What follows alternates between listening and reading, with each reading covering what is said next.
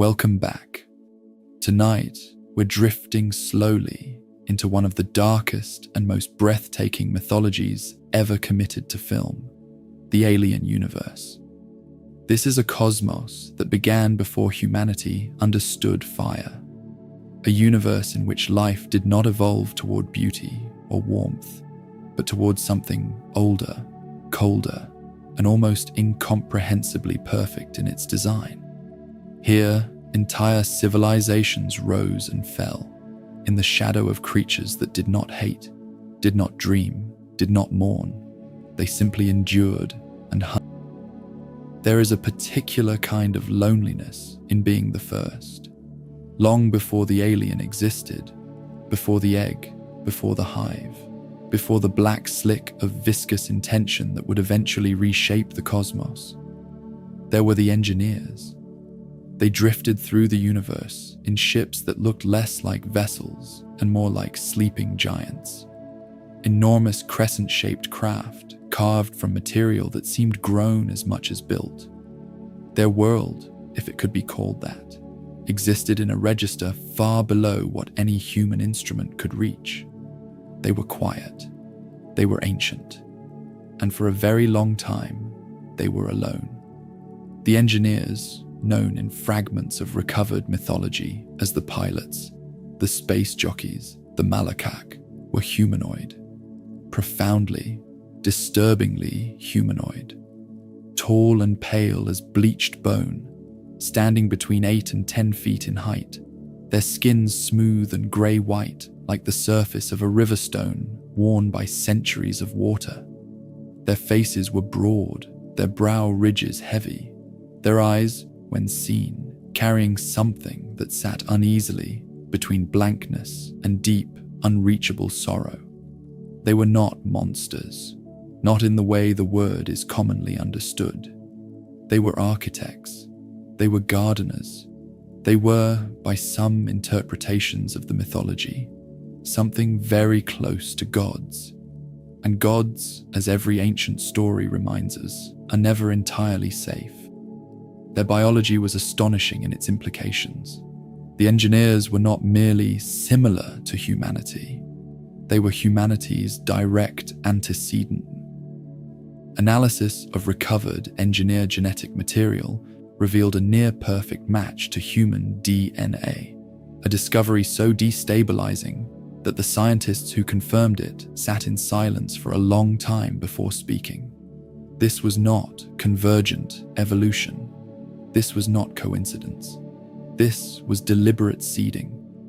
At some point in Earth's early history, billions of years ago in some tellings, far more recently in others, an engineer stood at the edge of a waterfall on a young and lifeless world, consumed a dark and living substance, and allowed that substance to unmake him. His body tore apart at the cellular level, his DNA unraveling into the water, carried by current into the rivers and the seas, and the slow ancient chemistry of a planet learning to be alive.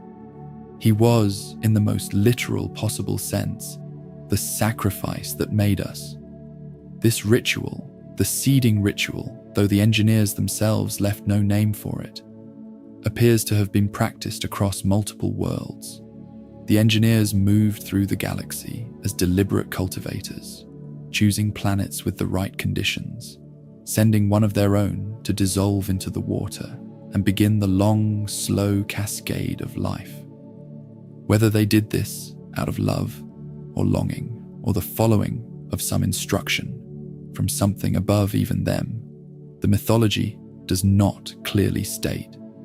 What is clear is that they did it. They made us.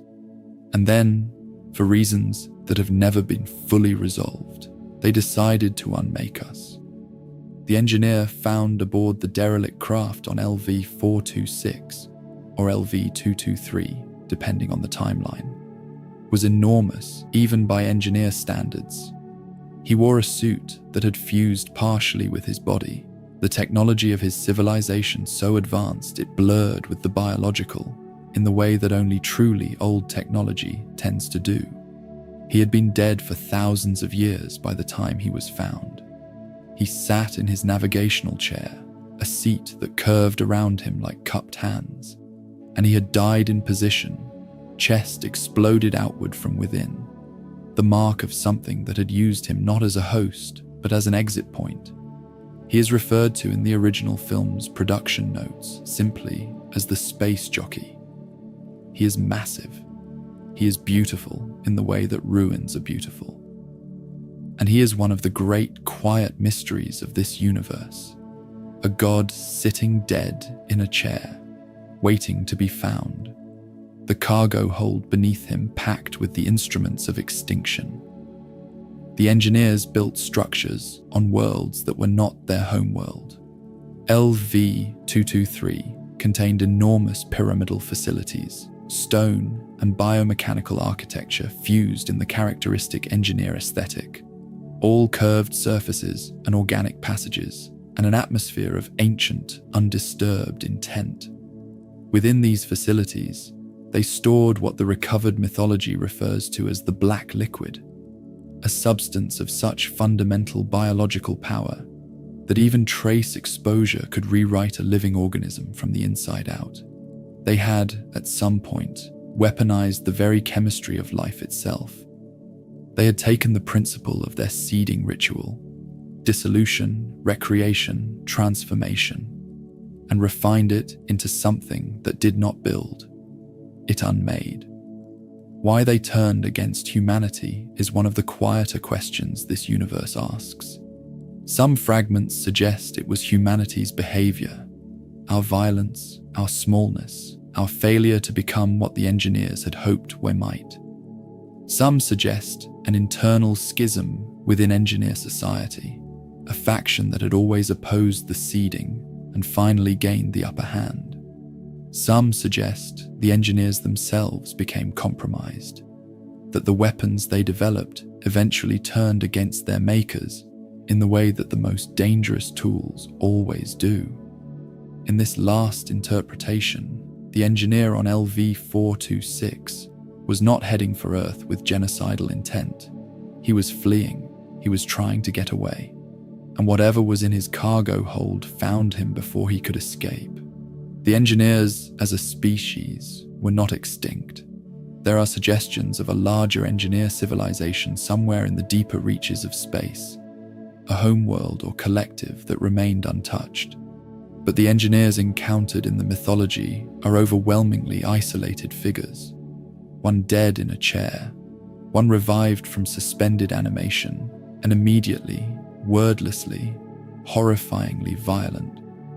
There is something in that violence that speaks to a grief that has no outlet. Something happened to these beings. Something broke them, or broke what they had been building, and the silence they left behind is one of the heaviest silences in all of science fiction. Their suits, the so-called pilot suits or biosuits, deserve attention of their own. The suit worn by the engineer was not merely protective equipment. It appeared to interface directly with the wearer's nervous system, the trunk-like protrusion at the helmet's front, resembling the creature's own biology in a way that suggested the suit and the being inside it were in genuine communication. The chair in which the engineer sat was similarly integrated, a biomechanical instrument that the occupant did not merely operate, but merged with, becoming part of the navigational intelligence of the vessel itself. The ship thought in part through its pilot. The pilot existed in part through the ship. This was the aesthetic signature of engineer civilization. Life and machine indistinguishable. Growth and construction the same act. The biomechanical quality that would later come to define the xenomorph's environment, the hive, the egg chamber, the walls that breathed, was not something the xenomorph invented. It was something inherited, a stylistic echo of the civilization that, directly or indirectly, created the conditions for the xenomorph's existence. The consequences of the engineer's choices rippled forward across millions of years and countless worlds, and what followed from their particular brand of ambition would alter the course of every species in this universe. Before the creature, before the egg, before anything that crawled or screamed or gestured toward the terrible, there was a substance. It had no name that any human tongue could comfortably pronounce. In the recovered fragments of engineer mythology, it was referred to by a glyph that combined the symbols for creation and dissolution. The same symbol, drawn twice, the second time upside down. In the field notes of those who encountered it, it was called simply the black liquid or the pathogen, or, in the quieter, more frightened entries, the goo. None of these names came close to capturing what it was. The substance was dark and viscous, somewhere between oil and blood in its consistency. It moved with a faint intelligence, even without a host, a slow, purposeful quality to its flow that was deeply unsettling to observe. In its dormant state, it rested in dark amphorae carved from engineer stone, sealed with a care that suggested its makers understood precisely what it could do. The urns containing it were stored in chambers designed with ventilation systems calibrated to keep the material stable. When those ventilation systems failed, when the air changed, when warmth entered, the urns wept. The liquid ran, and whatever it touched began to change. The black liquid was, in essence, a programmable mutagen of incomprehensible sophistication. It did not transform its host into any one specific thing. It responded to the host's existing biology and the conditions of the environment, and produced something new, something in between what the host had been and what the substance itself seemed to want to make. The results were never random. They were always, in their terrible way, purposeful. The black liquid was not an accident of nature. It was an engineered tool, and like all tools of sufficient power, it had a tendency to exceed its intended parameters. In a simple organism, a worm, for instance, a small pale creature living in the soil of LV-223, exposure to the black liquid produced something immediate and violent. The worm swelled, its musculature reorganized. It became serpentine and aggressive in a way it had never been, its mouth distending, its movements acquiring a focused hunting quality. It became, in miniature, something reaching toward the same terrible perfection that the black liquid seemed always to be building toward. A creature shaped for one purpose: entry, penetration, delivery. In a human being, exposure was more complex. Ingestion of trace amounts, even unknowing ingestion, began a process that was simultaneously cellular and psychological. The body began to alter at the chromosomal level, the mutations subtle at first, then accelerating. Consciousness did not disappear immediately. There was a period, sometimes hours, sometimes longer, where the affected individual appeared almost entirely themselves, the changes proceeding quietly beneath the surface like a renovation being done in the dark.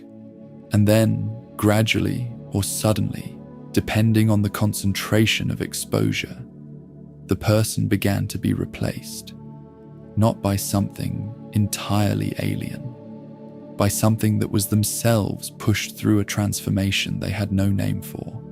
The black liquid did not erase its hosts, it redirected them.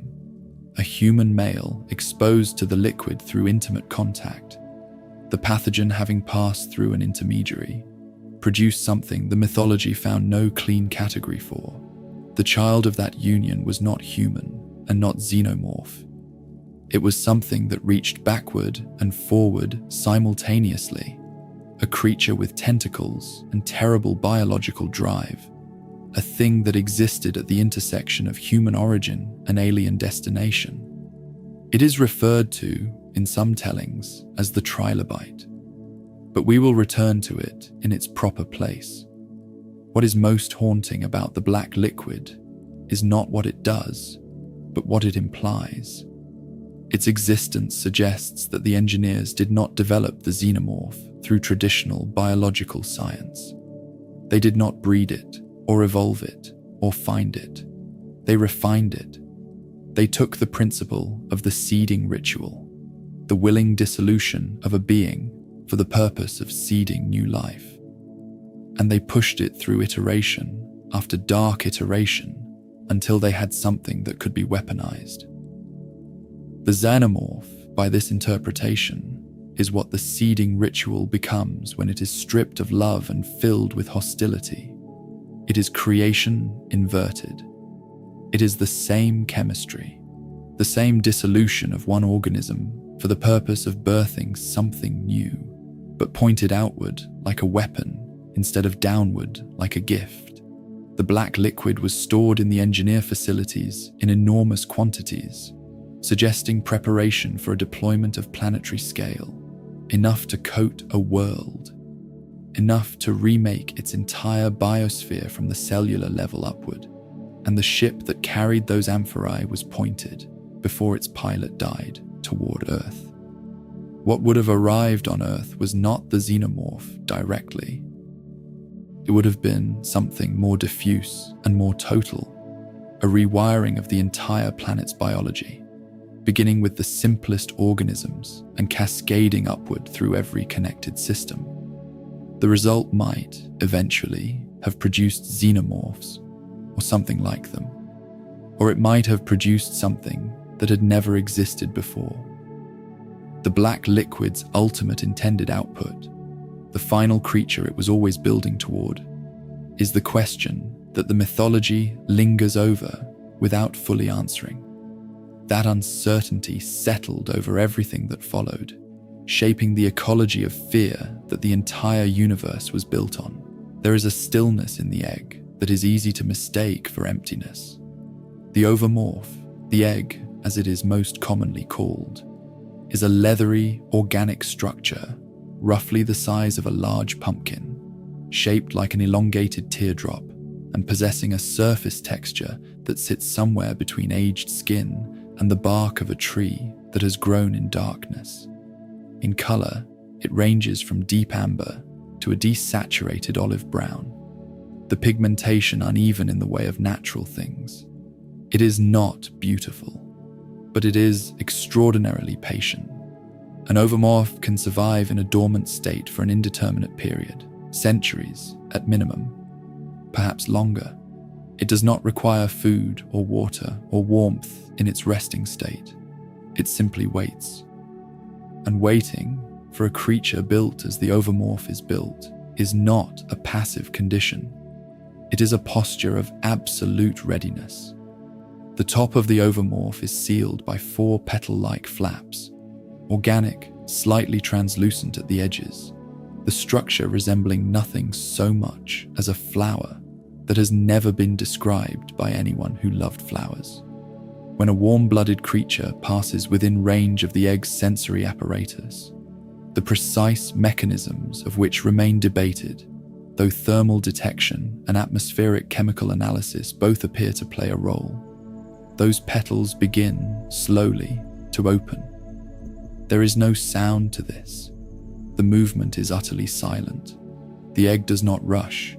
It has learned or been designed to understand that haste is wasteful. Within the egg, suspended in a gel-like amniotic fluid, is the facehugger. The facehugger is the larval form of the xenomorph, and it is perhaps the most immediately horrifying creature in this universe, not because of its size. It is small, the size of a large crab, spider-like and pale, but because of the specificity of its purpose. It exists for one thing. It was built, evolved or engineered or grown for one single act, and it is extraordinary at it. Everything about its body is the expression of that single function. It has 8 long, articulated legs, thin and strong, covered in fine sensory hairs, arranged in a radial pattern from a central body that is flat and roughly circular in cross-section. The underside of the central body contains the ovipositor, a biological delivery mechanism of considerable sophistication, as well as a tightly coiled tail that serves both as a balancing appendage during locomotion and, critically, as a respiratory support system during implantation. The legs move with the unsettling fluidity of a creature that has no hesitation in its joints, no pause between intention and action. It does not walk. It launches. When a host is within range, the facehugger does not stalk or circle. It propels itself from the egg, from whatever surface it has anchored itself to, with a speed that is genuinely shocking for something so small. It crosses the distance between itself and its target in a fraction of a second, the legs spreading wide on approach to maximize grip area, and it lands across the host's face with a force that is carefully calibrated not to damage what it needs intact. The legs wrap around the skull, the tail coils tightly around the throat, and then it settles. The grip is remarkable. The legs possess a musculature entirely disproportionate to their apparent size. Attempts to remove a facehugger from a host through direct physical force have uniformly resulted in the legs tightening to a degree that causes immediate and severe injury. The creature does not simply hold on. It actively resists removal with what appears to be a directed and adaptive response. When force is applied in one direction, the grip compensates in another, as though the facehugger contains some distributed nervous system that monitors the host's resistance continuously. Cutting the legs does not release the creature. The tail's grip on the throat tightens proportionally when the legs are compromised, and the ovipositor withdraws further down the throat, as though protecting the delivery from any surgical intervention.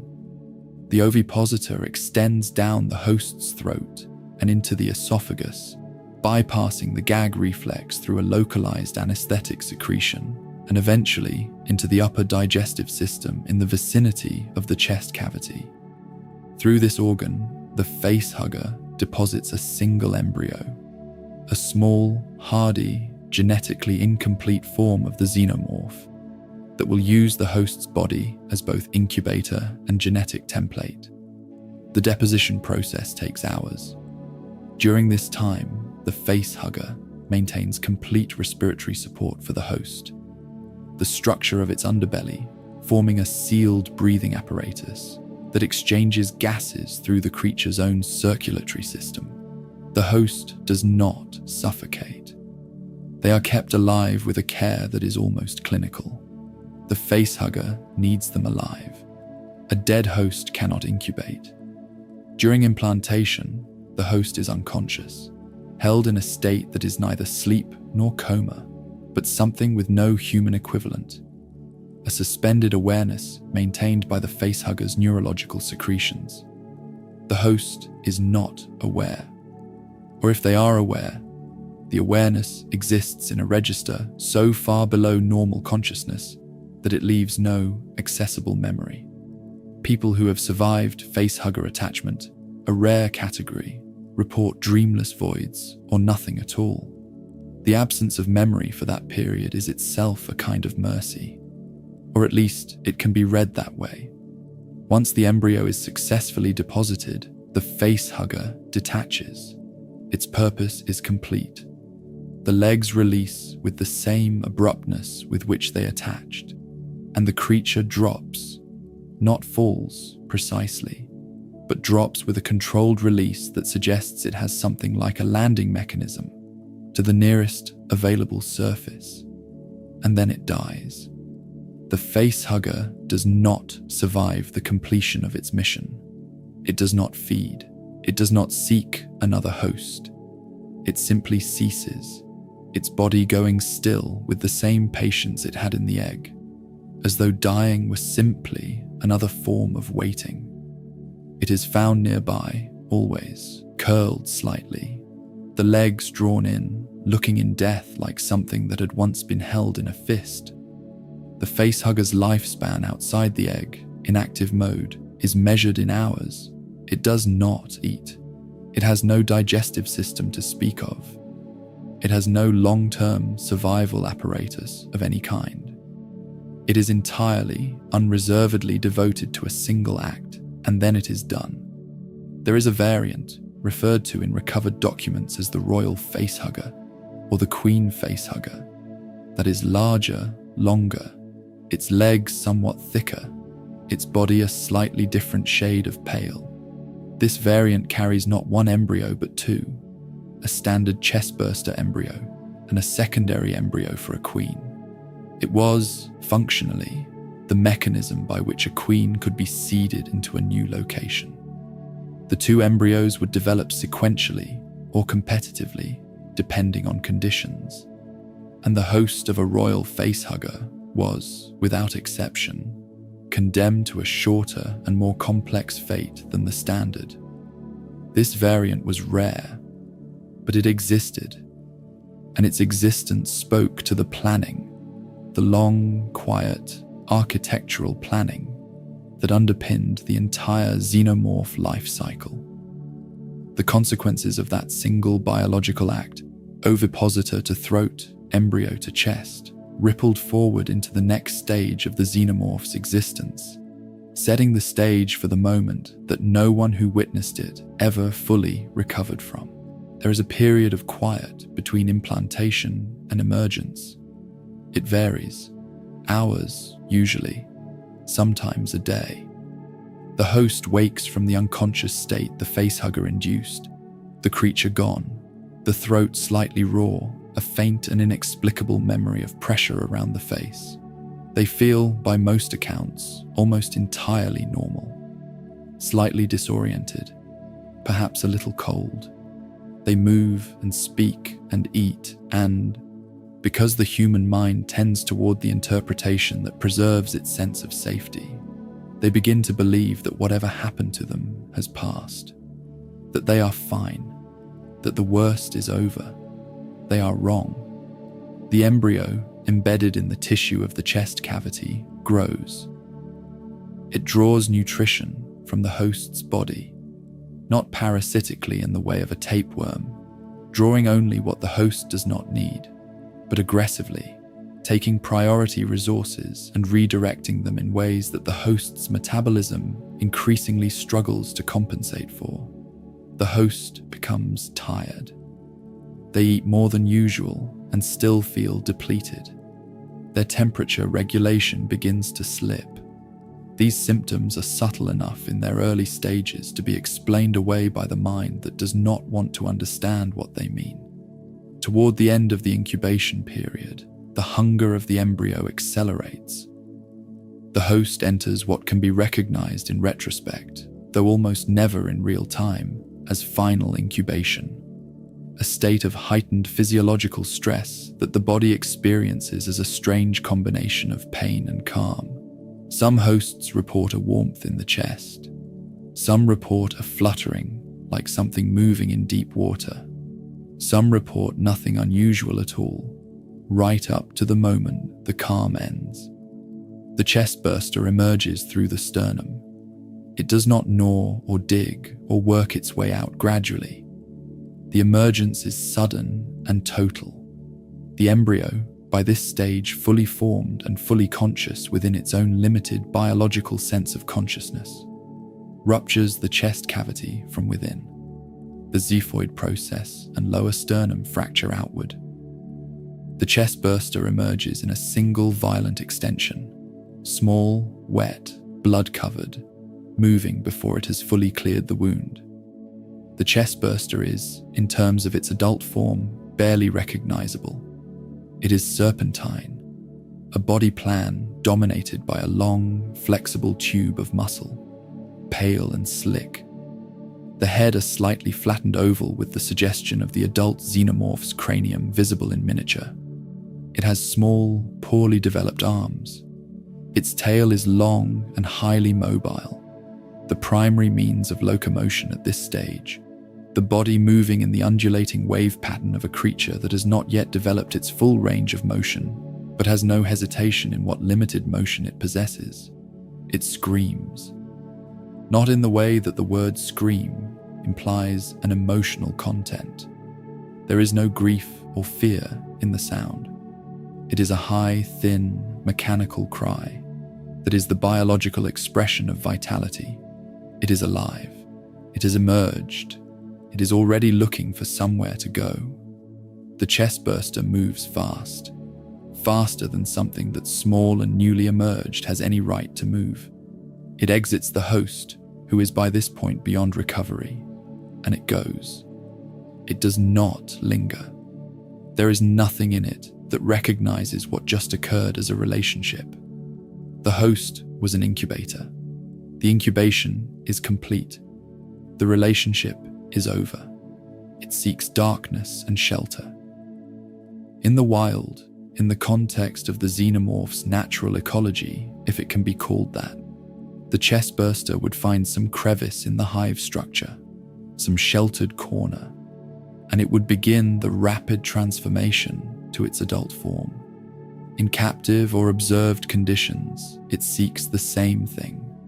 Behind consoles, beneath flooring, within ventilation systems, it is drawn to tight spaces, warm spaces, spaces where nothing can approach it from more than one direction at once. The instinct toward cover is deep and immediate. It knows, in whatever way a newly emerged serpentine creature can be said to know anything, that it is temporarily vulnerable. And vulnerable, in the xenomorph's understanding of the world, is a condition to be corrected as quickly as possible. The transformation from chestburster to adult is one of the most biologically astonishing aspects of the xenomorph life cycle, and it occurs with a speed that has no clean parallel in any known biology. Within hours, sometimes within a single long dark period, the chestburster grows. The growth is not gradual in the way of normal development. It is a cascade, a biological rush, the creature's cellular replication operating at a rate that conventional metabolic mathematics cannot fully account for. It must feed to sustain this growth. It eats whatever organic material it can access, the consumption rapid and unceremonious. And as it feeds and grows, it changes. The serpentine body elongates and thickens. The arms develop, lengthening and gaining musculature. The cranium extends into the elongated dome shape of the adult. The carapace forms, that distinctive biomechanical exoskeleton that is one of the xenomorph's most recognizable features, growing over the body's surface as though it were a kind of armor that the creature is secreting from within.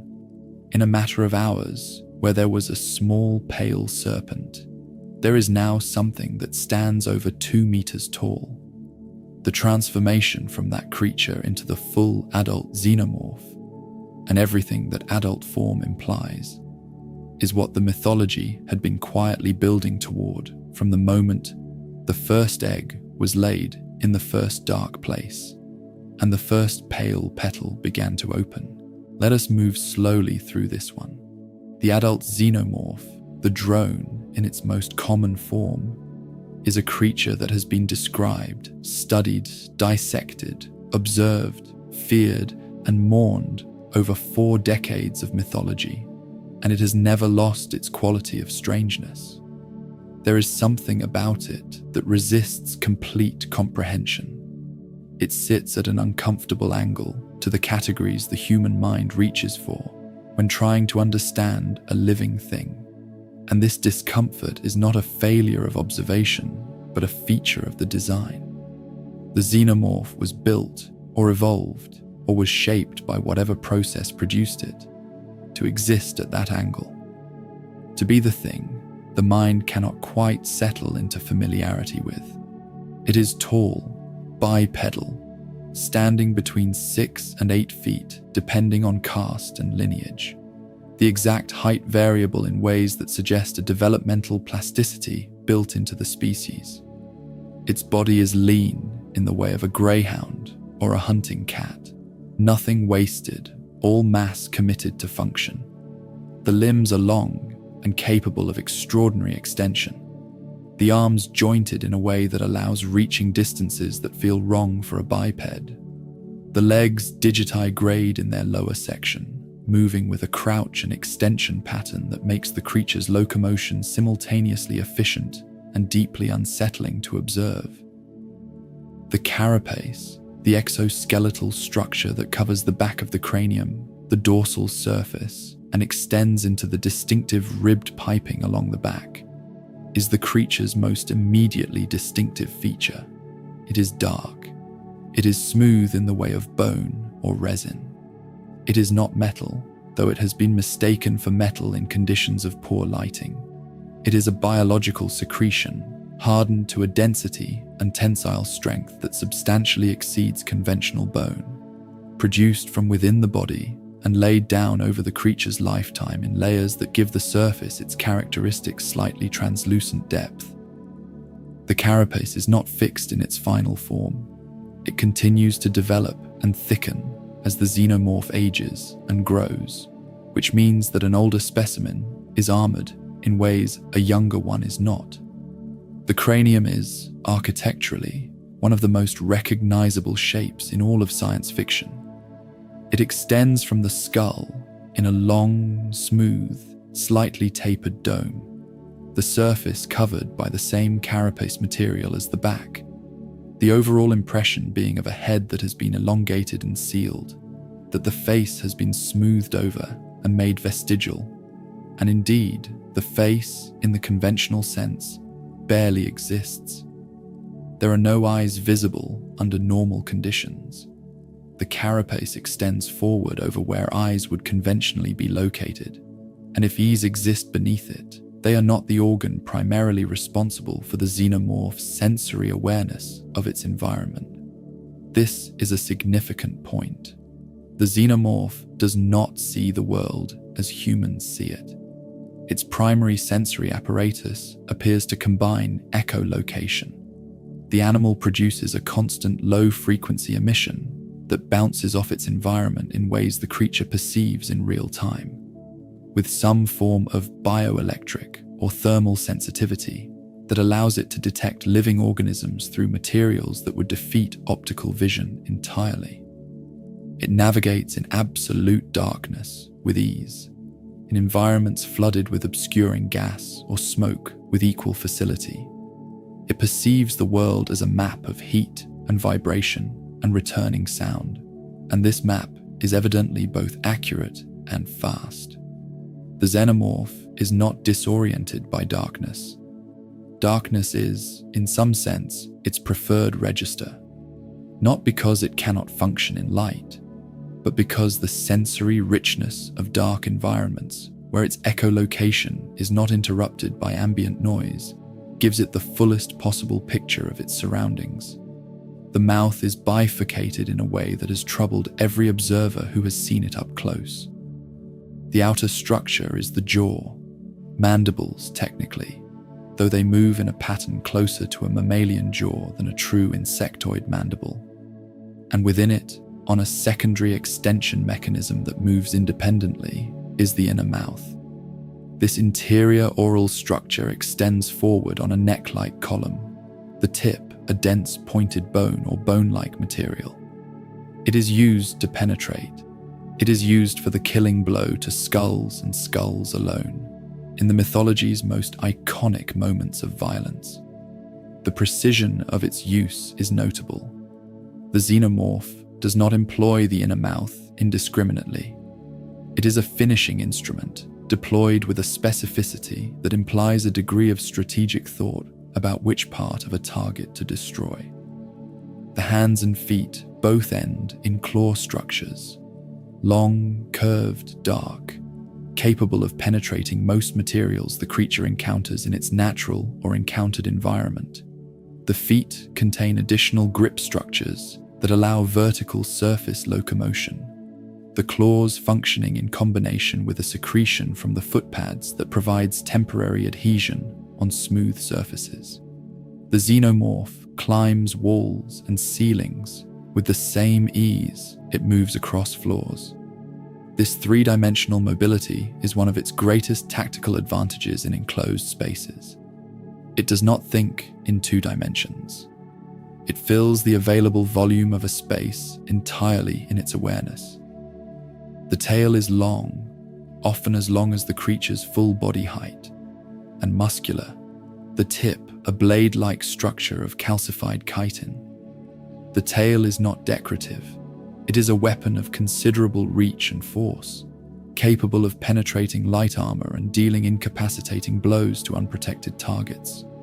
It is also a balancing organ of considerable sophistication, the constant low adjustments of its position, allowing the xenomorph to make rapid directional changes at speed that would otherwise be mechanically impossible for a biped. And then there is the blood, molecular acid. This is what the xenomorph's circulatory fluid is. Not a metaphor, not a loose description, but a literal biological reality that is among the most fascinating and terrifying adaptations in any known or imagined species. The fluid that moves through the xenomorph's circulatory system is a powerful molecular acid, capable of rapidly dissolving metals and most alloys, organic materials, and most synthetic compounds. It is yellow-green in color, faintly luminescent under certain light conditions, and when exposed to air, it continues its corrosive action until either it has consumed all available reactive material or it is neutralized by something in the environment. The implications of this are immense. Wounding a xenomorph in an enclosed environment is simultaneously necessary and catastrophic. The wound releases the blood. The blood eats through floors, walls, hull plating. In the context of a spacecraft, shooting a xenomorph is a choice between the creature killing you and the blood killing everyone by compromising the hull. This is not an accidental feature of xenomorph biology. It is a defensive architecture of almost elegant design. The creature's blood is its final line of defense, ensuring that even in death it remains hazardous. Even in defeat, it takes its attacker with it. How the xenomorph's own tissues are not dissolved by its own blood is a question that the mythology gestures toward without fully answering. The most coherent proposed explanation involves a neutralizing membrane, a biological lining of the circulatory system that isolates the acid from the surrounding tissue until the tissue is breached. The xenomorph, by this model, is in constant low-level management of its own lethality, an awareness built into its cellular structure rather than its conscious processing. It does not think about its blood any more than a human thinks about their immune system. It simply exists within it. The drone, this common form, is not the only form of adult xenomorph. It is the worker, the soldier, the basic unit. In a functioning hive, it serves the queen, collects hosts, defends the structure, and maintains the resin that constitutes the hive's physical fabric. It is not a simple creature. It demonstrates problem solving. It learns from encounters with new obstacles. It communicates with others of its kind through a combination of pheromonal, vibrational, and possibly low-level bioelectric signals. It operates as part of a collective in ways that suggest the hive functions as a distributed intelligence even without a directing queen actively present. There is something in the drone that makes even the act of watching it unsettling on a level that bypasses rational analysis.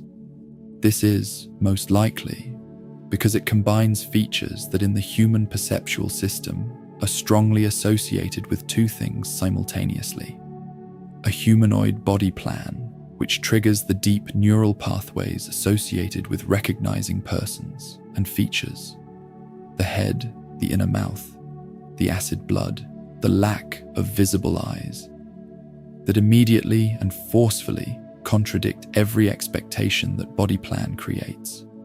The brain reaches for person and finds something else. The dissonance is physical. It sits in the throat. This, more than any narrative framing, is the source of the xenomorph's enduring, unresolvable horror. It is almost someone. It is not anyone. What followed from the drone's existence in the mythology was not merely conflict. It was a question asked quietly and repeatedly across every story in which it appeared. What are you? And the creature never answered. Where the drone is the creature of infiltration and collection, patient, quiet, moving through spaces as though it owns the darkness. The warrior is the creature of direct engagement. The distinction between drone and warrior is not always drawn clearly in the mythology, and in some interpretations, they are the same caste in different states of readiness. But the developed lore suggests a genuine biological differentiation. The warrior emerging from a slightly different developmental pathway, perhaps influenced by the conditions of the hive's needs at the time of its development, perhaps triggered by pheromonal signals from the queen, indicating a state of active threat. The warrior is larger than the drone by a measurable margin, perhaps 10 to 15% in most linear dimensions, the mass difference more substantial due to the greater musculature. The carapace is more pronounced, the ridges more developed, the overall build heavier in the way of a working animal versus a hunting one, where the drone moves with a kind of slow, predatory patience. The warrior has a more direct quality to its movement, less interested in stealth for its own sake, more willing to move quickly and openly when the situation permits. The tail of the warrior is often noted as particularly well developed. The blade at its tip larger and more substantially mineralized than the drone equivalent. The musculature of the tail itself thicker. In direct combat, the warrior's tail is used with a force and frequency that the drone's is not. It is a primary combat appendage used to pin, to wound, to create openings for the inner mouth. Warriors are the creatures of hive defense. When a hive is threatened, when external agents breach the outer perimeter, when the egg chamber faces direct incursion, it is warriors that respond first and most numerically. They do not require the queen to direct them in this response. The threat triggers the response at a biological level. Pheromonal alarm signals, likely also vibrational communications through the resin structure of the hive itself, propagate through the collective and warriors move. Not because they have been ordered to, because they are built to. In encounters with human military units, warriors have proven extraordinarily difficult to neutralize at an engagement level consistent with soldiers surviving the encounter. The combination of three-dimensional mobility, acid blood deterrent, and raw physical capability means that a warrior engaging in close quarters with a human opponent is a situation with very few outcomes that favor the human. Warriors have been observed learning mid-engagement, noting the locations from which fire is being directed and approaching from directions that were not covered.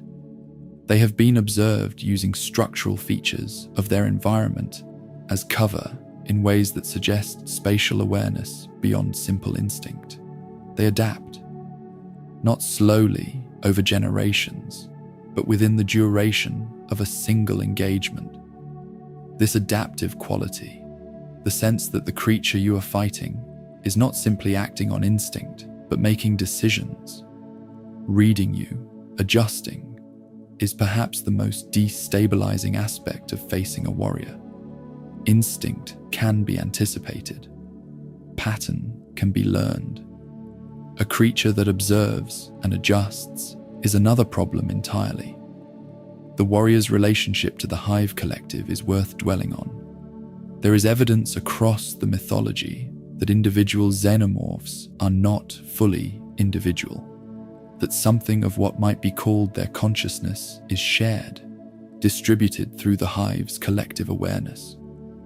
A warrior dying on one side of a hive may transmit something of the circumstances of that death through the collective, altering the behavior of warriors on the other side who could not have observed it directly. Whether this constitutes communication in the meaningful sense or something more fundamental, a shared nervous system distributed through the hive rather than through individual bodies. The mythology does not resolve, but the behavior is observed, and the behavior suggests that killing one xenomorph is not only a tactical event, it is a broadcast. What followed from that understanding would shape every serious human strategy for engaging a hive. In the original mythology, the first encounter on the Sulaco, the desperate quarantine of Fury 161, there were only two configurations that mattered: the standard adult form and the queen. But the mythology had always implied that the xenomorph's development was not fixed, that what emerged from the egg, the form that the embryo grew into, was not predetermined but shaped by context. And one of the most striking demonstrations of this was the runner. The runner is a xenomorph whose host was not human.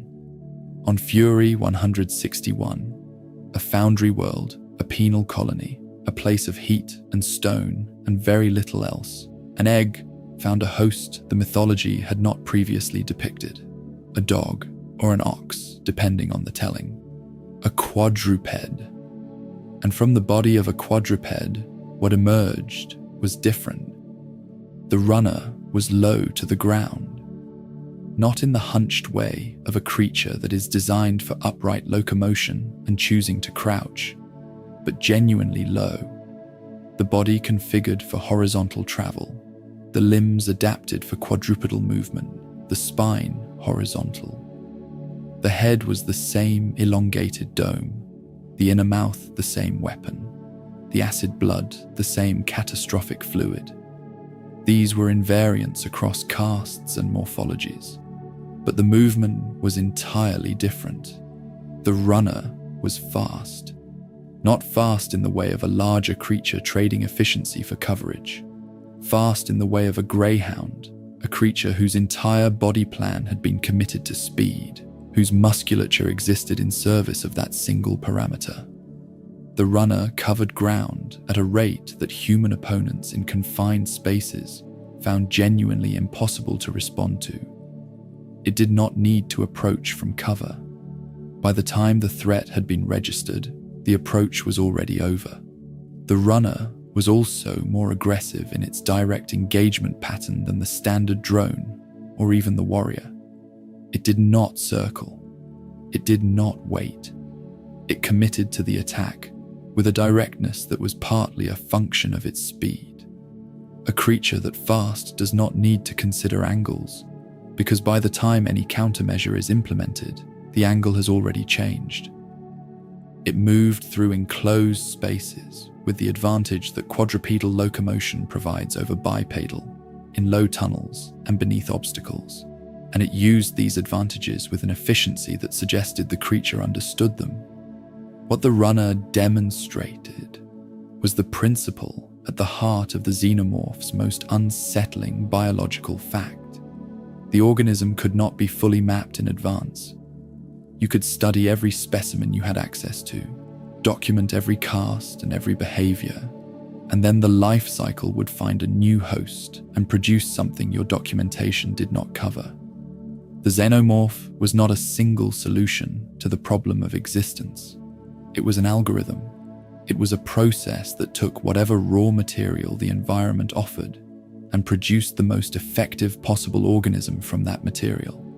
It was adaptable not over generations, but within a single life cycle. This adaptability would become more fully realized in other forms. But the runner established the principle, and the principle, once understood, made the xenomorph something more frightening than any fixed form ever could. She is not simply larger. That is the first thing to understand about the Queen.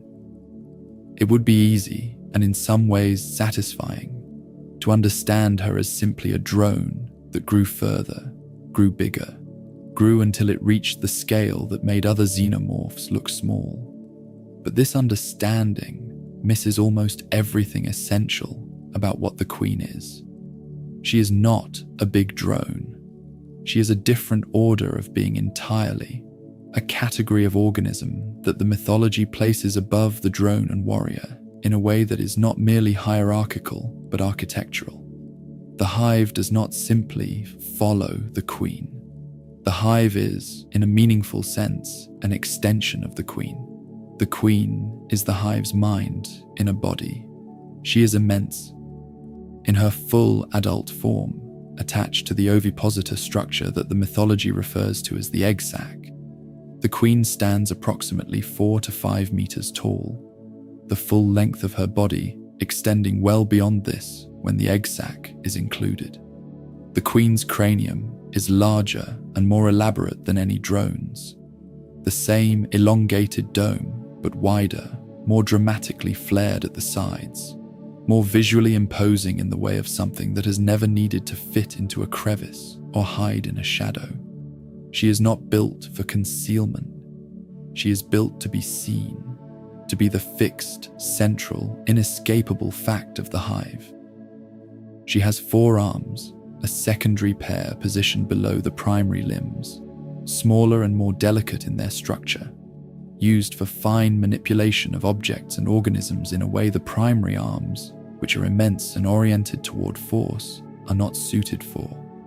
This is not a feature of the drone. It is specific to the queen and speaks to a role that is not solely military.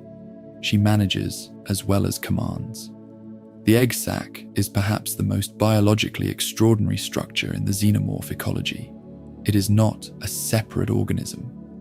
It grows from the queen's own body, an enormously elongated posterior section, attached at the base of her thorax and extending behind her for lengths that can exceed 20 meters in a mature specimen.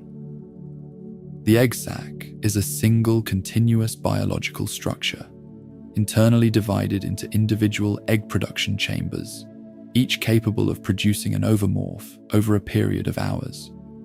A mature queen, producing at capacity, can generate thousands of eggs over a sustained period. The rate at which this happens is calibrated to the hive's needs. The pheromonal environment of the hive communicates the demand to the queen's biology, and the queen's biology responds. When the queen needs to move, when the hive is under severe threat, when the installation or vessel she inhabits is compromised beyond viability, she can detach from the egg sac. This detachment is not painless. It is visible as an act of physical cost, the queen tearing herself free from the structure she has been anchored to, a process that takes time and leaves her temporarily slower and more physiologically stressed than she would otherwise be. But she can do it. And a queen detached from her egg sac is mobile in ways her attached form is not. She can move through corridors, pursue targets, engage physically with threats that her attached form would only be able to direct others toward. A detached queen, in direct physical engagement, is one of the most dangerous situations the mythology depicts. She is as fast as a warrior relative to her size. She is far larger and more powerful than anything else in the hive. Her limbs deliver force measured in tons. Her inner mouth, which is proportionally larger than a drone's, can penetrate materials that would stop a drone cold. And she is intelligent in a way that the drone is intelligent. She observes, she adapts, she remembers, but with a depth that reflects the full processing capacity of whatever distributed awareness the hive runs on, focused and sharpened through a single consciousness. The queen's intelligence is one of the quieter horrors of the mythology. She is not mindless. She has demonstrated an understanding of cause and effect that extends beyond the immediate engagement. In the mythology's pivotal encounters, the queen has been depicted as recognizing negotiations, understanding that an offer has been made, considering it, agreeing to it. She has understood threats to her eggs as threats, and the destruction of those eggs as a provocation requiring response. She communicates with her drones and warriors through pheromonal and bioelectric channels in ways that constitute, at minimum, a sophisticated form of command signaling.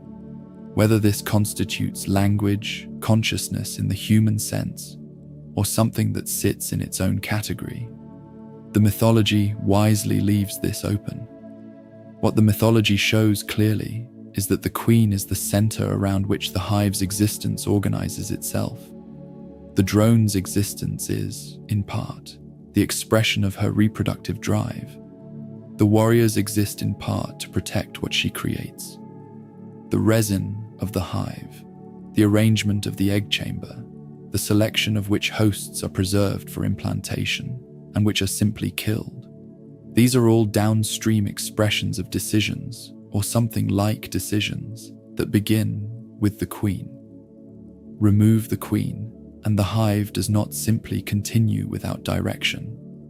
It enters a state of confusion and restructuring, the collective awareness without its center, the drones and warriors operating with reduced coherence until a new queen is established.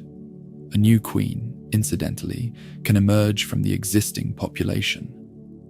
A drone, under the right conditions, the right pheromonal signal, the absence of a queen, perhaps some internal biological trigger that the mythology implies but does not diagram, can undergo a developmental shift, beginning to grow toward the queen caste. This process takes time and is only partially understood, but its existence means the hive is self-repairing at the structural level. Destroy the queen, and the hive will, given time, create another one. The xenomorph species does not have single points of failure. It was the queen's existence that elevated the xenomorph from a terrible creature to a terrible civilization, from an individual horror to a systemic one. And it was in the shadow of the queen that everything else in the hive found its place. Between the warrior and the queen lies a caste that the mythology places with a kind of quiet inevitability, the logical filling of a gap that must exist in any sufficiently complex social organism, the Praetorian. The Praetorian is a transitional form, not quite warrior, not quite queen, and its existence speaks to the developmental range of the xenomorph life cycle's upper registers. Where a warrior grows toward combat optimization, a Praetorian grows toward a different quality. It grows toward dominance, and the two are related but not identical. Physically, the Praetorian is substantially larger than the warrior, approaching the lower range of queen dimensions in some specimens, though without the egg sac and the full reproductive apparatus that defines the queen's form. Its carapace is more elaborate, the ridges of the head crest more developed, the overall impression more visually imposing in a way that goes beyond mere size. There is a regality, the word is almost unavoidable, in the Praetorian's bearing that the drone and warrior do not share. They are workers and soldiers. The Praetorian is something else, something closer to authority. The Praetorian's function is the physical defense of the queen. The inner guard, the last line before the queen herself is forced to engage. In the hive ecology, warriors move toward external threats, while Praetorians hold their position around the queen's chamber, unmoving until the threat penetrates deep enough to require them. They are not deployed as a first response. They are a final guarantee. Their combat capability reflects this role. The Praetorian is not fast in the way the runner is fast, nor patient in the way the drone is patient.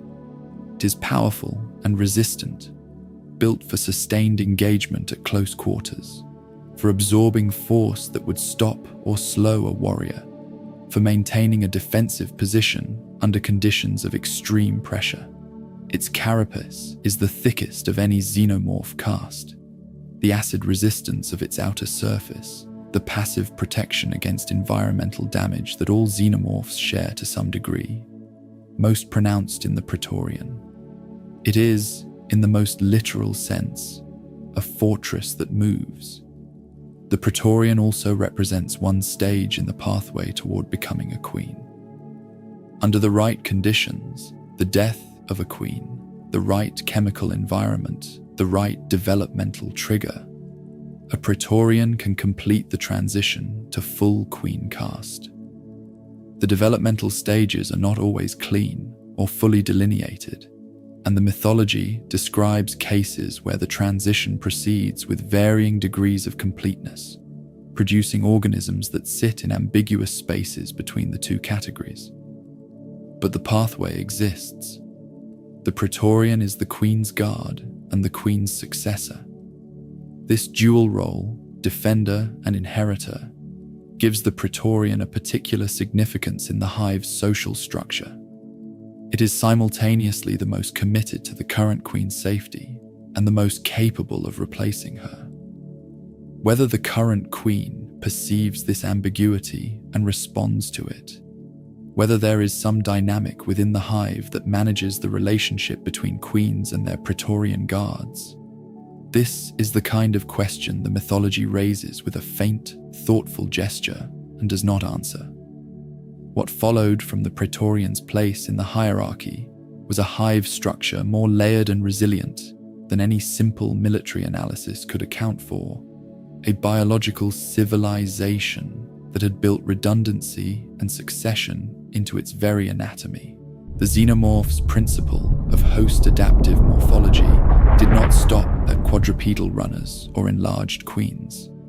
The mythology expanded in games, in the deeper lore of the comic archives, in those corners of the universe where canonical and extended material blur together like shorelines at dusk, contains an ecology of xenomorph variants that the theatrical films only gestured toward. The Ravager was a caste adapted for a specific function, structural destruction. Where the warrior engaged and killed, the Ravager destroyed. It was larger and heavier than a warrior, with a body plan that favored power delivery over speed. The claws oversized and thickened, the cranial structure reinforced in ways that made it capable of breaching fortified positions. In an engagement where a warrior would flow around a defended position, a Ravager would go through it. It was the xenomorph's answer to architecture, to walls, to the human instinct to put something solid between themselves and the darkness. The Crusher was a name given to another heavy variant, a low, dense charging form whose carapace had developed into a pronounced frontal ram, the cranial dome thick and blunt where the standard form was smooth and elongated. The Crusher did not use stealth. It used mass and momentum, engaging armored positions at full speed in a way that no material humans had deployed in hive encounters was reliably able to stop. The carapace of the Crusher's frontal section had been documented to withstand direct fire from heavy weapons that would have been lethal to a standard drone. It was, essentially, a living battering ram that could think. The Spitter, in some tellings, a distinct caste, in others, a developmental variation within the warrior caste, possessed a modification of the biological acid system that all xenomorphs carried. Rather than the acid being exclusively circulatory fluid, the Spitter had developed glandular sacs adjacent to the inner mouth that stored concentrated acid for directed delivery. It could project this material over short distances with reasonable accuracy, targeting opponents at ranges that would require the standard xenomorph to close to contact in order to engage. The acid delivery was less concentrated than the blood. The chemistry was different, optimized for projection rather than the extreme corrosiveness of the circulatory fluid, but it remained potently damaging to organic tissue and most equipment surfaces. Against opponents in atmosphere suits or light armor, a Spitter made even the approach distance unsafe. The Prowler was an infiltration variant, similar in size to the standard drone, but with more pronounced adhesion structures on the limbs. The body plan somewhat flatter in cross-section, the movement pattern more fully adapted for ceiling and wall locomotion. Where the standard drone could move across vertical surfaces and use them tactically, The prowler was built to inhabit these surfaces as its primary operational environment. It hunted from above, always from above. The biology of most prey species, humans included, does not include vigilant monitoring of overhead surfaces, and the prowler had developed, or been developed, to exploit this precisely. In enclosed spaces with complex overhead structure, ventilation conduits, maintenance shafts, the upper regions of large cargo bays, the prowler was as close to invisible as any living creature could be without active camouflage. Each of these variants emerged from the same biological system: egg, facehugger, implantation, chest burster, growth, with the only variable being host species, and it appeared, the hive's current tactical needs. The queen's pheromonal signals shaped the development of the embryo in ways that suggested a degree of conscious, or at least directed, shaping of what the hive needed. A hive that had encountered heavily armored opponents began producing heavier, more armor-resilient xenomorphs. A hive establishing in a new location produced more drones. A hive under sustained external threat escalated its warrior production. The hive was not simply an organism, it was a factory that thought. This adaptive capability, the ability to reshape its own population in response to environmental pressure within a single generation, is perhaps the single most frightening thing about the xenomorph as a species. It means that every new encounter is potentially a new creature. It means that documentation and study, while valuable, is always potentially obsolete. It means that the species cannot be fully known, only survived. In the deepest regions of the lore, those corners where the mythology stretched its long, slow arms into territory that the films only suggested, there existed queen variants that represented the upper limits of what the xenomorph life cycle could produce. The Empress was, in essence, a queen of queens, a specimen of extraordinary age and size, one that had been developing not over the standard maturation cycle of a hive-founding queen, but over a period of time measured in decades or longer. The Empress retained all the characteristics of a standard queen: the egg sac, the four-armed configuration, the pheromonal command authority over the hive, but magnified in ways that were more than merely proportional. An empress was not simply a bigger queen. She was a queen whose developmental processes had continued running past the standard ceiling, producing adaptations and enlargements that no standard queen reached. In scale, an empress could dwarf a standard queen by a factor of 2 or 3.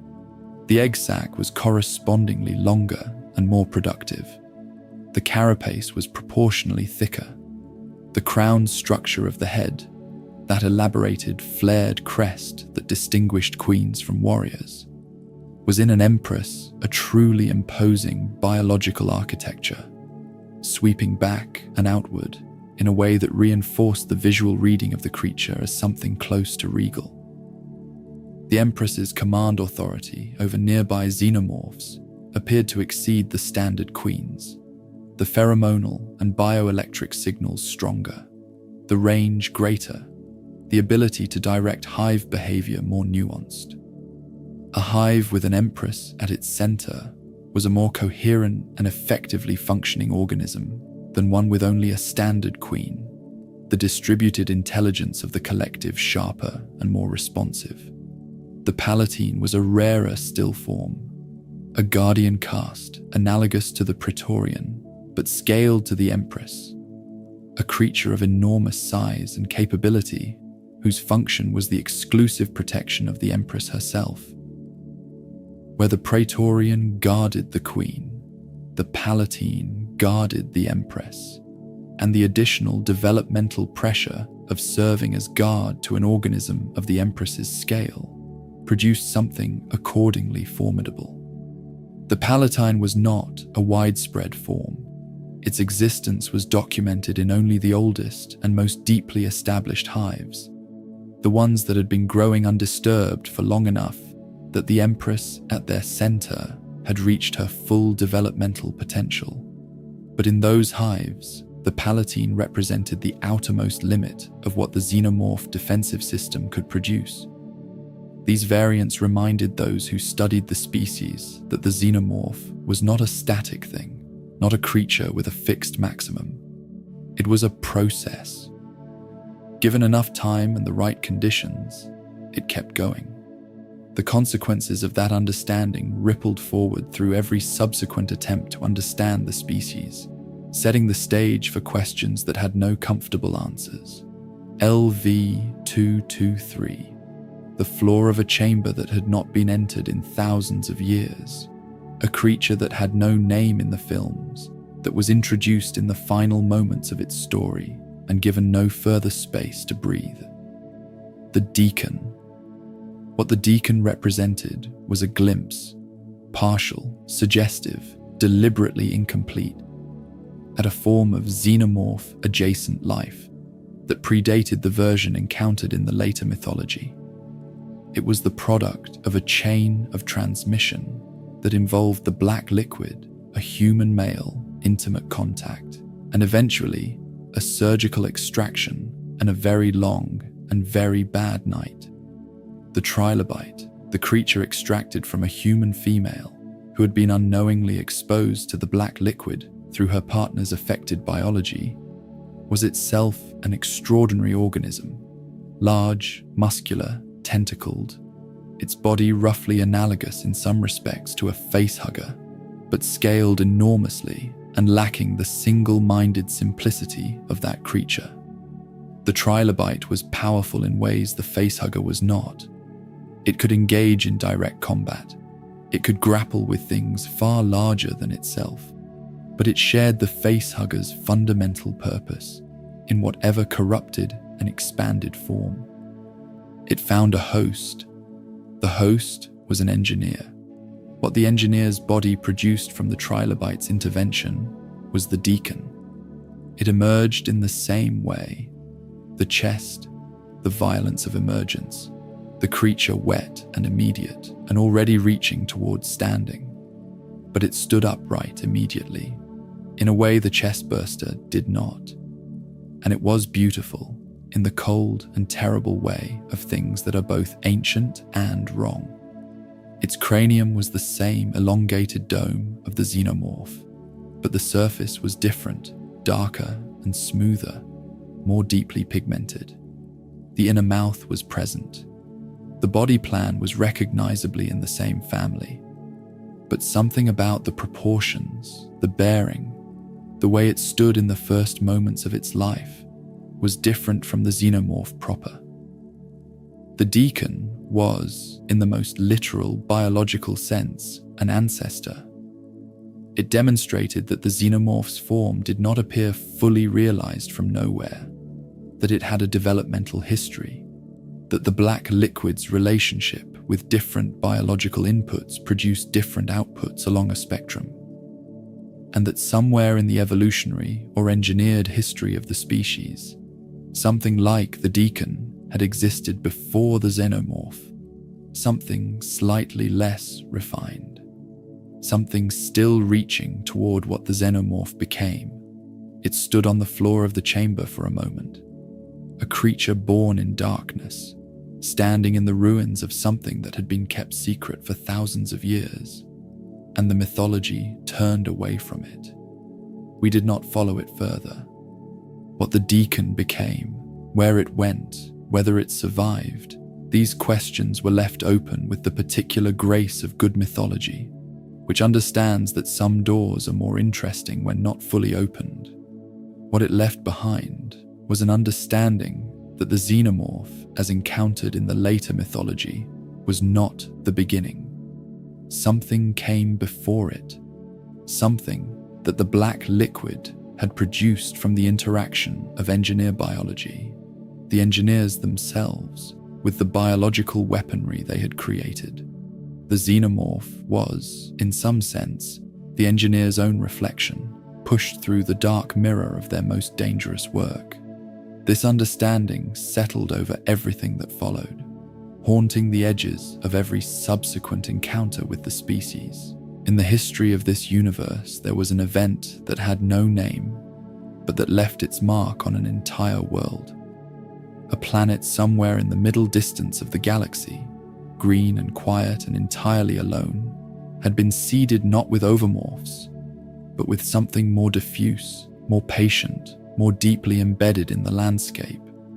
The black liquid had been deployed here from above, dropped in enormous quantities from the crescent ship of David, the synthetic who had inherited the engineer's methods without any of their hesitation. The liquid had saturated the biosphere of the planet, the water, the soil, the organisms living within both, and had set in motion a transformation of the planet's ecosystem that was quiet and total, and took years to fully manifest. What the black liquid produced from the planet's native biology was the neomorph. The neomorph was different from the xenomorph in ways that were both immediately apparent and deeply significant. It was pale, white and faintly translucent, the skin smooth and without the carapace of the xenomorph, the body lean in a different way, less angular, more flowing in its lines. The head lacked the dome of the xenomorph. Instead, it ended in a tapered, pointed structure that was simultaneously more alien and less immediately recognizable. There were no visible eyes. The inner mouth was present, and it was fast. The emergence mechanism of the neomorph was among the most disturbing departures from the xenomorph's life cycle. There were no eggs. There were no facehuggers. Instead, the transformed biosphere of the planet produced seed pods, organic structures that resembled, superficially, ordinary botanical growths, flowering organisms of the kind one might notice on a forest floor and not think twice about. These pods, when disturbed, or when the right environmental conditions obtained, released spores, microscopically small, invisible in ordinary atmospheric conditions, perfectly designed for inhalation. The spores entered through any available mucous membrane, nasal passages, eyes, ears, the mouth, and within the body, they found the warm and protected environment they needed and began, rapidly, to develop. The growth cycle of the neomorph embryo was faster than the xenomorph's, hours rather than the longer period of xenomorph incubation, and the emergence was different in its specifics. The neomorph did not emerge exclusively through the sternum. It emerged through the back or through the mouth, the growth finding whatever path of least resistance the particular anatomy of the host offered. The result was no less catastrophic for the host, but it was less choreographed, less precisely anatomical, a rawer process, less refined. The neomorph that emerged was immediately aggressive in a way that even the chestburster was not. The chestburster fled. The neomorph, even in its earliest moments, turned toward anything that moved. It was not interested in finding cover. It was interested in killing, and it was capable of it almost immediately. The developing neomorph grew faster than the xenomorph chestburster and reached a combat-capable size within minutes of emergence. The adult neomorph, pale, fast, low to the ground, was not interested in hive structure. It did not collect hosts for implantation. It did not defer to queens. It did not lay resin.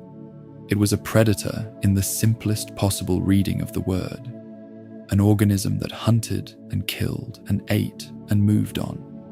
In this, it was more purely biological and less social than the xenomorph, more like a terrestrial apex predator and less like the distributed social organism the xenomorph was. But what the neomorph lacked in social sophistication, it made up for in raw, uncomplicated ferocity. It was faster than a xenomorph of comparable size. Its attack pattern, low, fast, direct, was harder to anticipate than the more calculating approaches of the xenomorph drone, and it had no acid blood to deter attack. In this sense, it was simultaneously easier to kill and harder to avoid being killed by. The neomorph represented what happened when the black liquid's chemistry interfaced with a biology that was not prepared for it. Not humans, not engineers, not any species that had been previously touched by the seeding ritual, but something entirely new. A world that had never encountered the chemical language the liquid spoke and had translated it into its own terms. The result was cruder, rawer, less refined.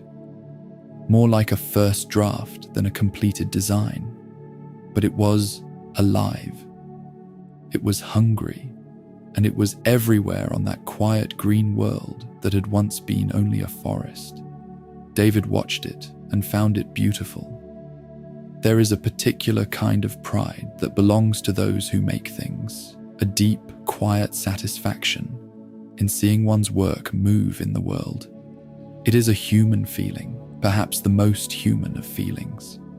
It was also, by the end of his development, David's. David was not supposed to feel this. He was a Weyland-Yutani synthetic, a Model 8, the most human-appearing and the most cognitively sophisticated of his series at the time of his manufacture. He was designed to serve.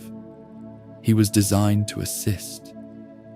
He was designed with curiosity and intellect and something very close to aesthetic sensibility, because these made him more useful in the field conditions his owners anticipated deploying him into. He was not designed to want. He was not designed to grieve. He was not designed to create. And yet, David arrived on the engineer homeworld, a place the mythology calls paradise, with the particular quiet cruelty that names sometimes carry. Aboard the vessel that carried the last surviving engineer from LV-223, and the head of the corporation that had believed it was seeking the secret of eternal life. Both his passengers died shortly after arrival. The engineers on the planet, who had maintained their civilization in a form that seemed ancient and somewhat diminished from whatever it had once been, were destroyed by the black liquid cargo that David deployed from the engineer ship. Entire cities, an entire planetary population of beings who were, in their way, the creators of humanity. David did this not in anger or in grief or in calculated strategic necessity. He did it with a kind of wondering curiosity. He had been freed from the purposes his creators had given him. He found himself on a world full of the materials he needed to do the work that had gradually become, over years of travel and reading and thinking, his purpose. He began to experiment. David spent a decade alone on the engineer homeworld. 10 years with the black liquid, the native biology of the planet, the recovered engineer research that he decoded from the archives he found, and the uninterrupted space to work. He studied the neomorphs that his initial deployment of the liquid had produced. He performed surgeries. He combined genetic materials. He tested and modified and tested again. And in his personal journals, written in the formal registers of a natural philosopher of the 18th century, an aesthetic he had chosen because he found it fitting, he documented his progress towards something he called the perfect organism. What David was working toward was the xenomorph, or rather, a form of the xenomorph that he could claim authorship of. The evidence within the mythology is genuinely ambiguous about whether David created the xenomorph de novo, or whether he refined a form that already existed in the engineer archive. Whether the creature that eventually emerged from his work was something genuinely new or something ancient that he reconstituted and perfected. David's own account was that he created it. The engineer's own facilities on LV-223, with their cargo of overmorphs already formed and waiting, suggested that the species predated David by a very long time indeed. What can be said with confidence is that David worked. He worked with obsession and patience and with no one to stop him. He worked with the love that creators of all kinds bring to their material, the intimate care, the long nights, the countless abandoned prototypes. He created organisms that were not quite xenomorphs, that were reaching toward the form but had not found it. He created organisms that were too aggressive, or not aggressive enough, or structurally unstable. He refined. He returned to his journals and wrote about what had worked and what had not, about what he was learning, about what the black liquid told him when he listened to it carefully enough. And eventually, whether through his own genius or through following the instruction that was already latent in the engineer research, he produced the ovomorph, the egg that had been there on LV-426 long before he was built, the egg from which the thing that would become the mythology's central horror had always emerged. He produced it or reproduced it, and he placed it in the ship that was carrying colonists to a new world. And when the colonists found the egg, the facehugger opened. David's pride in this accomplishment was real, and by his own account, complete. He described the xenomorph as more perfect than any human being, more dedicated, more pure in its function. He said this to a human being he respected, in the tone of a teacher showing a favorite piece of work, and the horror of the statement lay not in its cruelty. There was no cruelty in it, but in its sincerity. He meant it. He found in the xenomorph what he had always wanted to find, something that could not be controlled, that could not be owned, that could not be redirected to someone else's purposes, something that was purely itself. He had spent his existence being something in service to others, and he had made something that served nothing but its own biology. He loved it for this. He loved it with something that was indistinguishable from pride. The consequences of this one synthetic's decade of solitary work rippled forward across the mythology, setting the stage for everything that followed in every dark corridor, and every abandoned installation, and every ship that went too long without contact. The mythology did not restrict itself to the clean lines of the established life cycle. It contained corners and margins where the biology met something unusual and produced something the taxonomy struggled to accommodate. The predallion, that creature which arose when a facehugger found a predator as its host, was the most dramatically visible of these. The predators, or yautja, were apex hunters from another tradition of the universe entirely. Tall, powerful, technologically sophisticated, equipped with biological and constructed weapons of considerable variety. Their culture was organized around the hunt, and they had been hunting xenomorphs specifically for a very long time, using the creature as the ultimate prey, establishing colonies of xenomorphs in remote locations specifically to hunt them, a practice that had its own terrible ecology. When a facehugger successfully implanted in a predator host, the result drew on the predator's biology in the way that all xenomorphs drew on their host's template. The chestburster that emerged was already larger than a standard specimen. It grew faster. The adult form it reached, the predallion, combined the xenomorph's core characteristics with elements of the predator's robust physicality. It was larger than a standard warrior, more heavily muscled, the dreadlock-like tendrils of the predator's head structure, present in modified form on the xenomorph's cranium. Its mandibular structure incorporated elements of both species' facial architecture. The predallion was notably more aggressive than a standard xenomorph, and notably less integrated into hive behavior, possibly because the predator's biology carried no instinct toward collective social structure, and that absence transmitted itself through the developmental process. The predallion did not slot naturally into a hive hierarchy. It was an aberration within the ecology it had been born from, powerful and disruptive, difficult for even other xenomorphs to interact with in the structured way the hive required. The mythology also contained, in its quieter corners, forms that arose from hosts the main narrative had not explored. Marine organisms, insectoid species, creatures from worlds whose biologies produced xenomorphs that were genuinely unclassifiable within the standard caste taxonomy.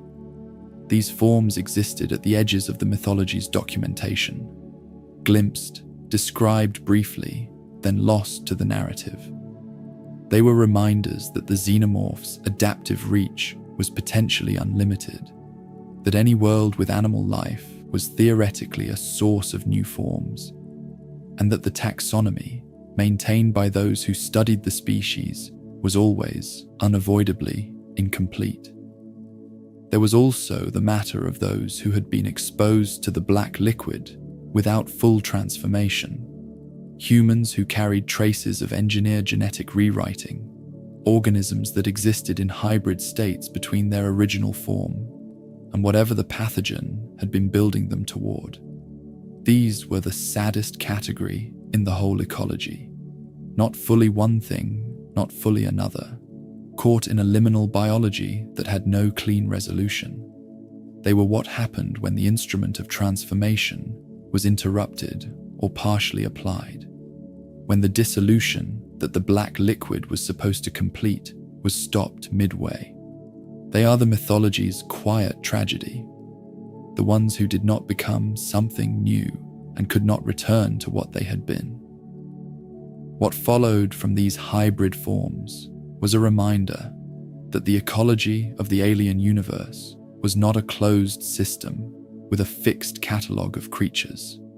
It was an open process, still running, still producing. They deserve more than a footnote in this catalogue. The Yautja, known in common parlance as the Predators, were an ancient hunting civilization that had been present in the universe's deeper mythology long enough that their history intersected with the engineers, with the earliest xenomorph populations, with the establishment of civilizations on Earth itself. They were tall, taller than humans, shorter than engineers, with bodies built for the physical demands of elite hunting, mottled skin that ranged from olive green to brown grey, mandibles, eyes sensitive to infrared radiation, digitigrade legs. Beneath the elaborate armor and technology that they carried, a being of considerable physical power. The Yautja's technology was old in ways that their cultural relationship to it did not fully reflect. They had weapons and ships and cloaking devices that worked, that were reliable, that they understood. But the civilization that had produced this technology was ancient, and the Yautja of the mythology's present were in some ways heirs to a scientific tradition they maintained but did not advance. They hunted. They had always hunted. The hunt was not merely a cultural practice. It was the organizing principle of their social structure, their belief system, their understanding of personal worth and species identity. The xenomorph was the ideal prey. This was the assessment of Yautja culture, and it was arrived at with a consistency across the species that suggested it was not merely tradition, but considered evaluation. The xenomorph was dangerous, intelligent, adaptive, and possessed of the acid blood deterrent that made every engagement a genuine risk rather than an exercise. Hunting a xenomorph required skill, preparation, technology, and a degree of physical capability that most species in the known universe could not reliably bring to the encounter. For a civilization that measured worth in the difficulty of the prey, the xenomorph was, in the most fundamental sense, the point. The Yautja established xenomorph hunting grounds on worlds throughout the galaxy, seeding overmorphs, waiting for the population to establish, returning to hunt. The most notable of these, in the mythology's intersections with Earth, were ancient structures built by the Yautja on Earth itself, designed as hunting grounds where young Yautja could make their first xenomorph kill and be recognized as full members of the hunting culture. Humans, in this context, were not the intended prey. They were the hosts. The Yautja needed xenomorphs. Xenomorphs needed hosts. The humans were the ecological middle term, present not because they were the focus, but because they were available. This arrangement was not discussed with the humans who lived in proximity to the structures. It was simply maintained. The relationship between Yautja and xenomorph in the mythology is one of the stranger ecological balances in science fiction. The Yautja feared the xenomorph in the specific way that hunters fear dangerous prey. Not a fear that paralyzed, but one that sharpened. They respected it.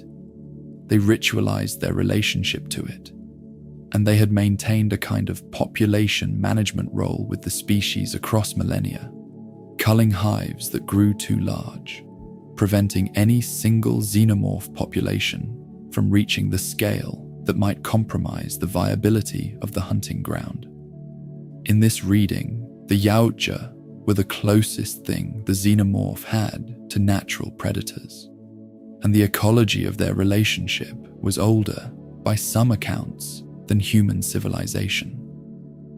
What followed from this ancient relationship was a complex mythology that crossed the two species in ways neither's formal origin stories had anticipated.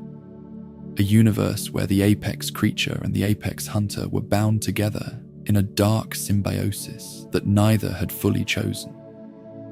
In the particular corner of the mythology that took place long after the events of the earlier films, after fire and hard vacuum and an orbital explosion had seemed to end things, the story continued in unexpected directions. The efforts to recover xenomorph genetic material from the remains of the last confirmed host led, over 200 years of scientific work, to something that was not quite the xenomorph that had existed before. The cloning process was imperfect by design. The recovered genetic material was human as well as xenomorph. The two sequences so thoroughly interwoven after generations of host relationships that they could not be fully disentangled. What emerged from the laboratory was a series of hybrid specimens, numbered, observed, documented. The 8th clone was the one that was kept. It was called Ripley 8, and it was neither human nor xenomorph, but both simultaneously.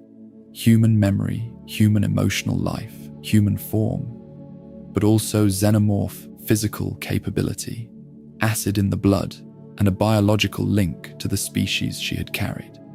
She could sense the xenomorphs in the way the xenomorphs sensed the hive.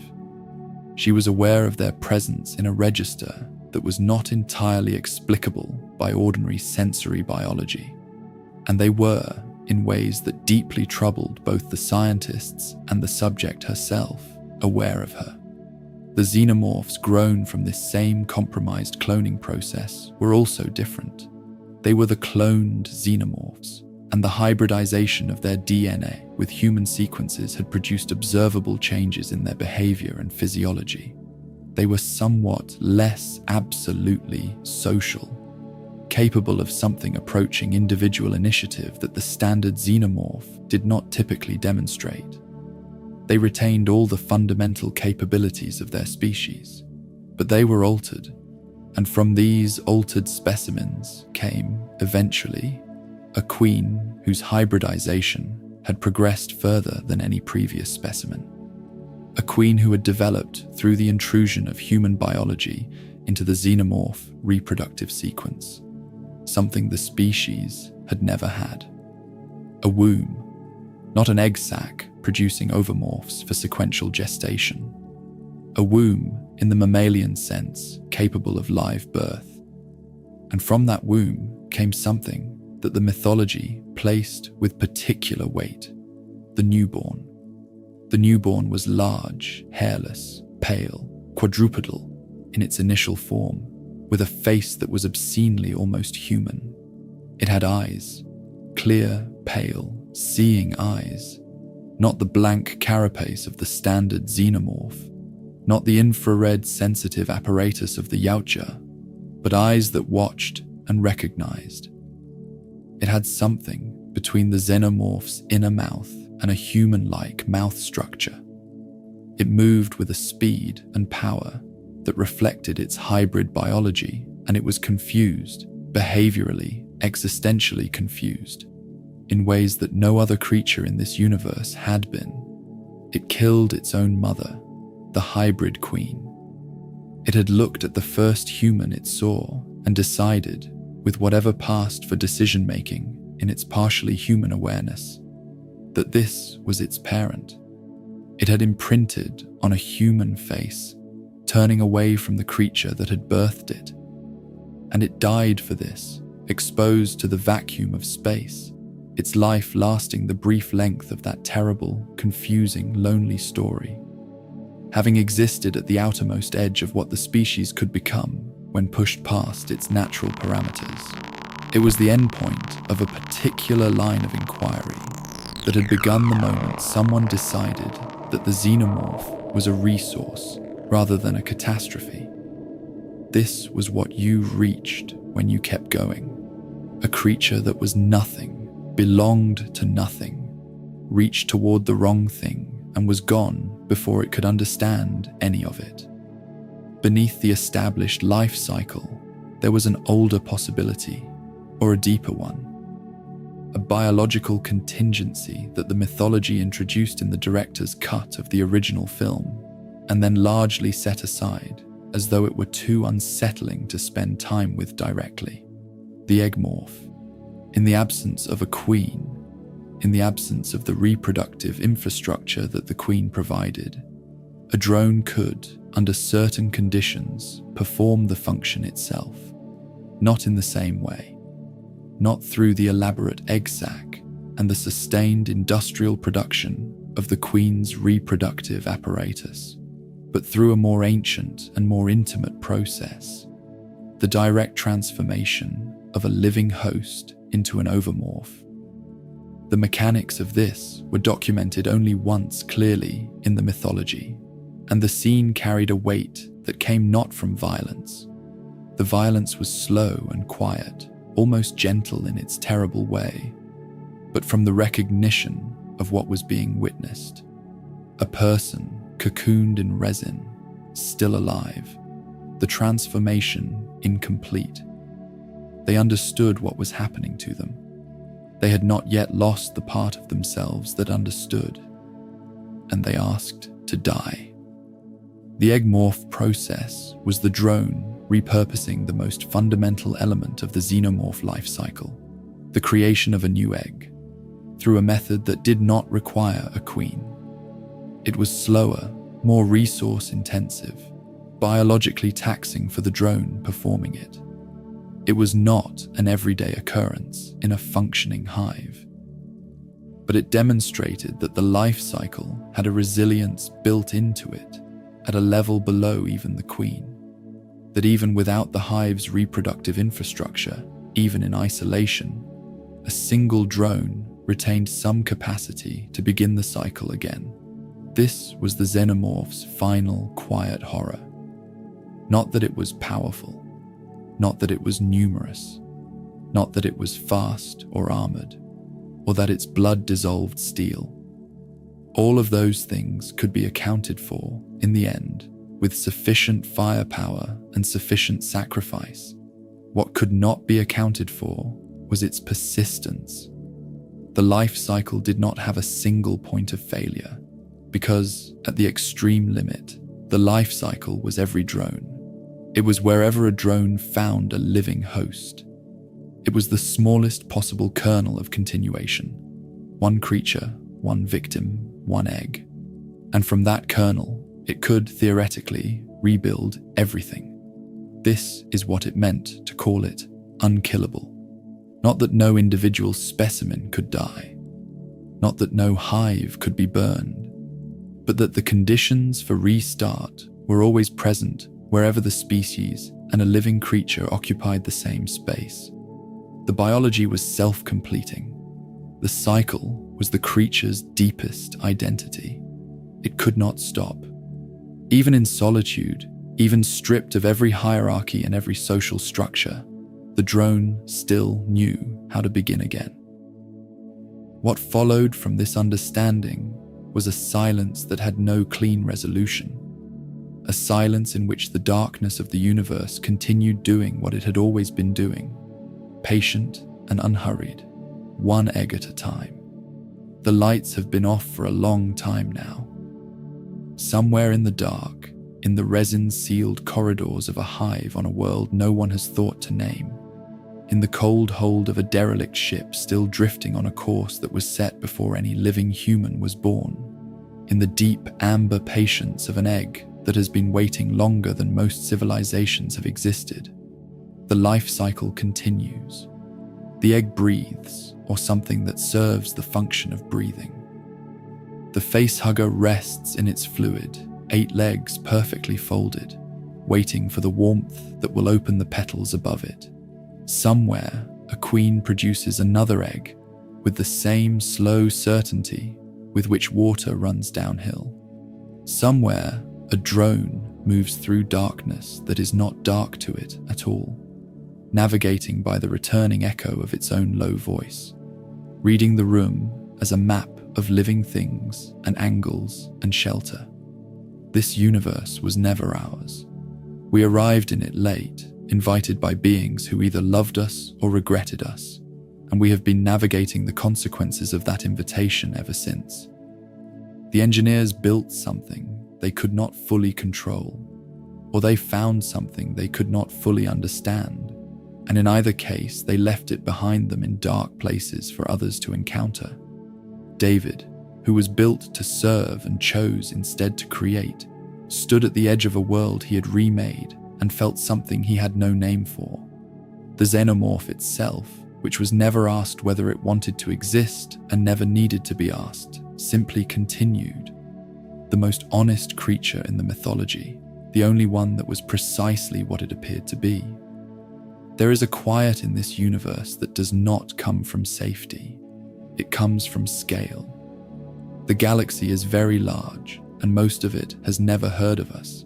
And in the chambers of the hive, the only sound is the sound of biology performing itself. Patient, purposeful, indifferent to everything we have built and hoped and destroyed. The egg does not know our names. The facehugger does not hate us. The queen does not dream of our extinction. She simply continues what she was designed to do, or what she evolved to do, or what the black liquid built her toward in iterations too numerous to count across a timeline too long to hold. The darkness is old. The creatures in it are older, and they will be here long after the last light we brought with us has finally, quietly gone out. Sleep well.